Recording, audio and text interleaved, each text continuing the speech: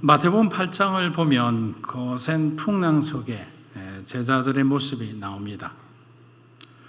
사랑하는 여러분, 우리들의 인생이 풍랑이 찾아올 때 우리가 그럼 살아남으려면 우리들도 제자들처럼 배의 어느 부분을 붙들어야 그래도 오래 살 수 있을까요? 예수님의 제자들은 이미 삶 속에 이런 굉장히 힘든 경험을 아주 진하게 한 적이 있습니다. 그런데 이 장면을 읽은 크리스찬들은 적어도 예수님께서 선택하신 12제자라면 뭔가 다른 모습을 보여줄 줄 알았는데 실망스럽게도 그들은 살기 위해서 황급히 물을 퍼내고 어쩔 줄을 몰라 당황하며 급기야 평온하게 주무시는 예수님을 흔들어 깨우는 모습을 보면서 한편으로는 저와 여러분의 흔들림에 대해 위로를 우리가 받기도 합니다. 그들도 흔들렸는데 우리들도 당연히 흔들릴 수 있지 않느냐라는 생각을 할 수 있는 거죠. 그런데 지나가던 누군가가 여러분과 저에게 갑자기 툭 하고 이런 말을 던지는 거죠. 그래도 그 배에는 예수님이 타고 있지 않았느냐. 그런데 이런 생각을 갑자기 하는 순간에 조금 진정되었던 마음이 다시 불안해지기 시작합니다. 왜냐하면 우리가 예수님과 관계가 지금 많이 멀어졌기 때문입니다. 사랑하는 여러분, 저와 여러분이 직면하고 있는 상황 속에서 만약에 우리가 믿음이 흔들린다면 우리가 가장 무엇을 먼저 점검해 봐야 되겠습니까? 저는 당연히 우리가 주님과 동행하고 있는지 우리의 삶을, 우리의 신앙을 돌아봐야 한다고 생각합니다. 우리 요한복음 16장 33절 한번 읽어보겠습니다. 이것을 너희에게 이르는 것은 너희로 내 안에서 평안을 누리게 하려 함이라. 세상에서는 너희가 환난은 당하나 담대하라. 내가 세상을 이겼노라. 아멘. 여러분, 이 말씀이 여러분에게 위로가 되지 않습니까? 자, 예수님은 우리가 환난을 당할 것을 이미 알고 계셨습니다. 저는 이게 굉장히 중요한 겁니다. 크리스찬이라고 고난당하는 게 꼭 죄를 지어서 고난당할까요? 그렇지 않아요. 하나님께서 그 사람을 하나님의 사람으로 만들어 가는 과정에서 허락하시는 그런 트레이닝도 있죠. 또 때로는 아브라함처럼 하나님이 정말 열국의 아비로 세우실 그러한 사람에게는 그 사람의 믿음을 테스트할 때도 있는 거죠. 그런데 우리가 항상 고난이 아니라 어떤 형통한 삶이 주님으로부터 축복받는다는 삶이라고 생각하기 쉬운데 잘못된 거죠. 왜냐하면 예수님도 고난 끝에 부활의 면류관을 얻으셨기 때문이에요. 그런데 예수님께서는 저와 여러분에게 뭐라고 말씀하셨습니까? 자기 십자가를 지고 나를 따르라고 했잖아요. 우리가 가야 하는 길은 예수님이 걸어가신 길이에요. 예수님이 핍박받으면 우리는 복음을 인하여 핍박받을 수 있죠. 예수님이 모욕받으셨으면 우리도 모욕받을 수 있는 거죠. 예수님이 굶으셨으면 저와 여러분도 우리 인생에 굉장히 가난하고 힘든 시간이 있을 수 있는 거예요. 그렇게 주님의 인생을 깊이 묵상하게 되면 우리의 삶에 대한 미련은 없어지는 거예요. 예수님은 우리의 마음이 평안을 잃어버리고 담대한 것이 아니라 소심해질 것도 이미 예상하고 계셨습니다. 그래서 뭐라고 말씀하십니까? 너희들이 나와 함께 있는 한은 절대로 무너지지 아니하리라 하는 거예요. 반드시 믿음으로 다시 일어서 너희들이 승리하리라. 왜냐하면 내가 세상을 이겼기 때문이라는 거예요. 여러분의 믿음이 흔들린다는 것은 우리들의 삶의 가장 큰 엔진이 멈춰버리는 것과 똑같습니다. 그리스도인이 고난을 겪는다는 말은 다른 말로 하면 부활의 영광이 점점 가까워지고 있다는 말이 될 겁니다. 오늘부터 예수님은 예루살렘에서 이 고난의 시간을 겪어갑니다. 제자들을 만나서 그들에게 필요한 말씀을 전해주면서 마지막 당부의 시간들을 갖게 되죠. 그런데 우리가 이 고난의 시간을 겪지 않았을 때는 앞서 말씀드린 것처럼 부활의 시간은 점점 멀어지는 거죠. 고난이 찾아온다는 것은 저와 여러분의 삶에 어떻게 보면 믿음의 트랜지션, 어떤 믿음의 전환이 일어날 수 있는 시간이라는 거죠. 그렇기 때문에 여러분에게 부정적으로 말하는 세상의 소리나 여러분 안에 있는 염려와 걱정들, 어떤 불신앙의 소리를 우리가 멈추고 하나님의 시간을, 메시지를 듣는 그런 시간들이 되기를 주의 이름으로 축복합니다. 자, 시편 77편 우리 1절을 한번 읽어보겠습니다. 하나님께 부르짖으리니 내 음성으로 하나님께 부르짖으면 내게 귀를 기울이시리로다. 자, 시편 기자에게는 오늘은 환난 날이며 고난의 밤입니다. 그는 하나님을 향해 계속 부르짖고 기도하는데 하나님께서는 그의 기도를 들어주시지 않습니다. 우리가 1절을 보면 하나님을 향한 시편 기자의 불안함이 그대로 드러나잖아요. 고난의 시간이 지속될수록 조금도 나아지지 않는 자신의 이 절망적인 상황으로 인해서 그의 내적인 갈등이 점점 깊어가는 거죠. 처음에는 다 견딜 수 있어요. 누구나 어느 정도까지는, 여러분의 믿음의 분량까지는 고난이 찾아와도 견딜 수 있어요. 그러나 어떤 파동지수라고 어떤 물건이 끼어지는 지수가 있어요. 갑자기 건물이나 이런 걸 하면 파괴, 욕학 이런 걸 공부를 하는데 어떤 파동지수가 그 사람이 갖고 있는 몸의 지수하고 동시에 했을 때 사람은 갑자기 심장마비가 된다든지 건물이 무너진다든지 하는 거예요. 우리가 끼어지고 무너지는 그 지수에 다다르게 되면 그 순간에 우리는 맥없이 우리의 신앙은 그냥 추락하게 되는 거예요. 그런데 그의 마지막 간구를 보니까 마치 떨리는 음성처럼 들립니다. 하나님께 부르짖으면 내게 귀를 기울이시다. 그런데 이건 전혀 믿음이 있는 모습이 아니에요. 그냥 어떻게 할 수 없어서 그냥 넋두리 하듯이. 하나님께 나의 사정을 간구하면 하나님께서 반드시 응답해 주시리라 하면 우리 안에는 믿음이 있어야 되잖아요. 근데 그런 간절한 믿음을 갖고 있음에도 이제 점점 자신이 없어지는 거예요. 우리 시편 77편 2절을 한번 읽어보겠습니다. 아래 내가 주를 찾았으며 밤에는 내 손을 내 영혼이 위로받기를 거절하였도다. 자, 오늘 시편 기자의 마음은 자신의 생각보다 점점 지체되는 그 하나님의 응답에 초조해하고 있는 거예요. 처음에는 흔들리지 않을 것만 같았던 그 믿음이 시간이 흘러갈수록 이제 초조해지고 불안해지기 시작하는 거죠. 겉으로는 괜찮아요. 하나님께서 하나님의 시간에 응답해 주시겠죠. 충분히 견딜 수 있습니다. 여러분 기도해 주셔서 감사합니다.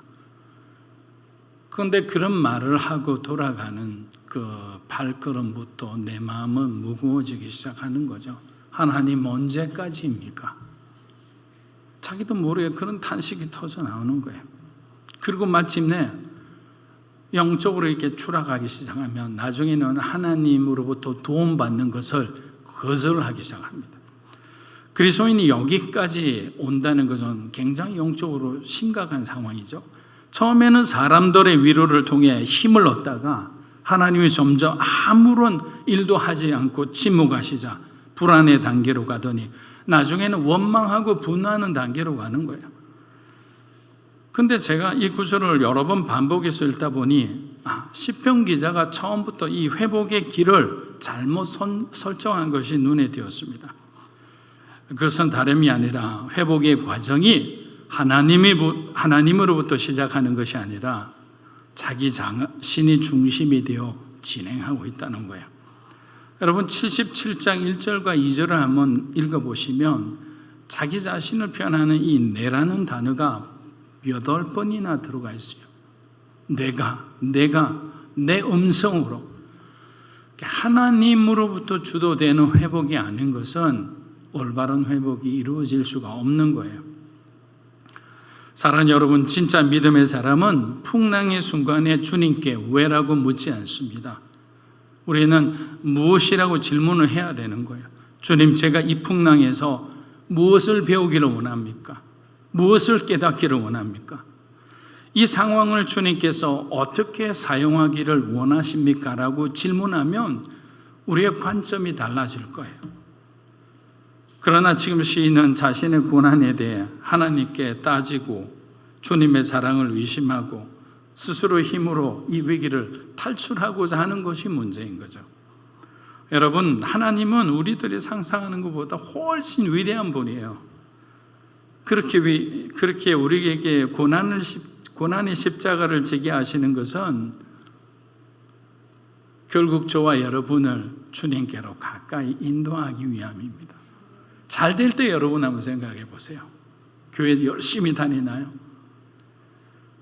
그 시간은 우리의 자유의 시간이 되는 거죠. 마음껏 뽐내는 시간이 되죠.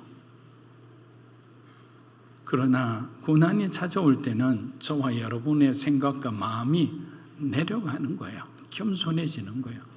하나님이 필요하다는 것을 인정하기 시작하는 거예요. 우리 베드로전서 4장 1절에서 2절 한번 읽어보겠습니다. 그리스도께서 이미 육체의 고난을 받으셨으니 너희도 같은 마음으로 갑옷을 삼으라. 이는 육체의 고난을 받은 자는 죄를 거쳤습니다. 그 후로는 다시 사람의 정욕을 따르지 않고 하나님의 뜻을 따라 육체의 남은 때를 살게 하려 합니다. 아멘. 그리스도를 믿지 않는 자들이라면 적어도 복음 때문에는 고난받지 않습니다. 하지만 예수를 구주로 믿는 진짜 그리스도인은 죄를 더 이상 짓지 않기 위해 몸부림치며 주님 앞에 자신을 던지는 사람이에요. 성령 체험을 통해 하나님의 영광을 맛본 사람은 자신의 인생을 더 이상 육체가 원하는 대로 살지 않아요.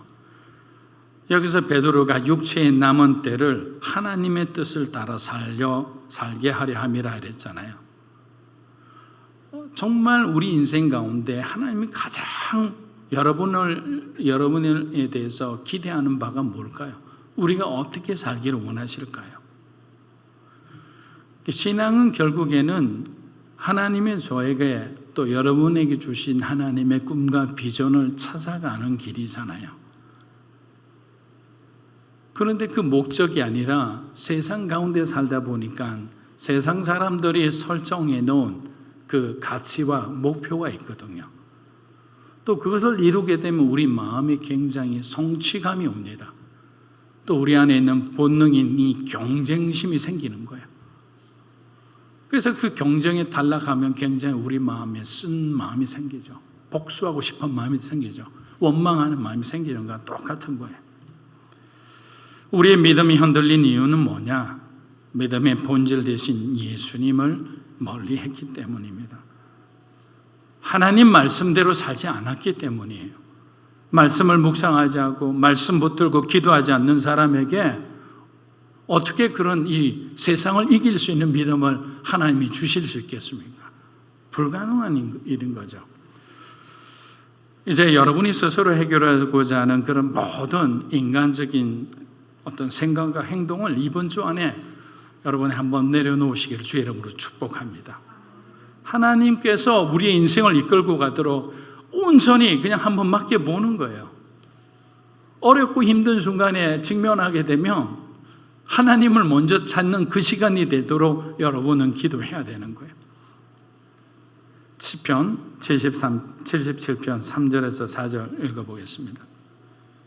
내가 하나님을 기억하고 불안하여 근심하니 내 심령이 상하도다. 주께서 내가 눈을 붙이게 못하게 하시니 내가 괴로워 말할 수 없나이다. 예전에 유명한 암 권위자인 한 교수님의 칼럼을 제가 찾아서 한번 읽은 적이 있습니다. 말기암을 선고받은 환자들의 이 감정 상태를 연구해서 발표한 글이었습니다. 말기암을 처음 진단받은 사람들은 분노로부터 시작한다고 합니다.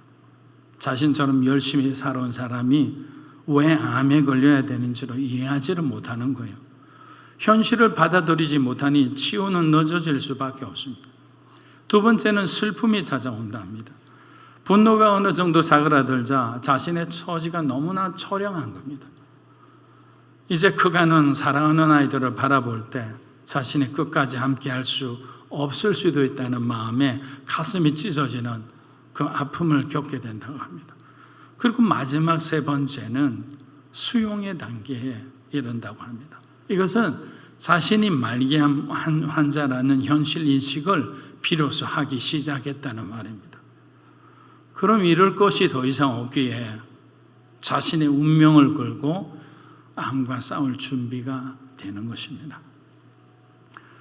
지금 오늘 여기 등장하는 3, 4절의 시편 기자의 상태는 하나님을 향한 믿음이 총체적으로 흔들리고 있습니다.